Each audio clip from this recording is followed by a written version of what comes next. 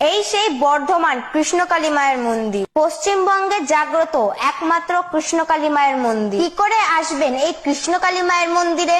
যে কোনো পথে বর্ধমান স্টেশনে আসুন। স্টেশন থেকে টোটো দাদাদের বলুন কৃষ্ণকালী মায়ের মন্দিরে যাব। 30 টাকার ভাড়াতে আপনাকে পৌঁছে দেবে কৃষ্ণকালী মায়ের মন্দিরে। এখানেই রয়েছে সেই জাগ্রত কৃষ্ণকালী মা। প্রতি শনিবার ও মঙ্গলবার বিশেষ পুজো করা হয় এই কৃষ্ণকালী মায়ের মন্দিরে। আপনারা হয়তো ভিডিওর মাধ্যমে জেনেছেন কৃষ্ণকালী মায়ের মন্দির বন্ধ হয়ে গেছে। আদৌ এটা ঠিক নয়, ভুল। প্রতিদিন মায়ের পুজো চলছে। চাইলে আপনিও আসতে পারেন এই কৃষ্ণকালী মায়ের মন্দিরে।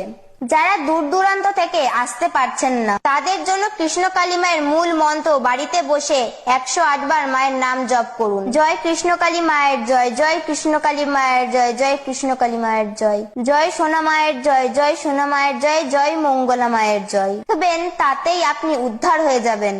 এই কৃষ্ণকালী মায়ের মন্ত্র কেউ জপ করলে মা তাকে খালি হাতে ফেরায় না। আপনি যদি কৃষ্ণকালী মায়ের ভক্ত হয়ে থাকেন তাহলে কৃষ্ণকালী মায়ের মাহাত্ম্যকে চারিদিকে ছড়িয়ে দিন। আসুন আজ কৃষ্ণকালী মায়ের ভিডিওটি প্রচুর শেয়ার করে কৃষ্ণকালী মায়ের ভক্তদের দেখার সুযোগ করে দিই।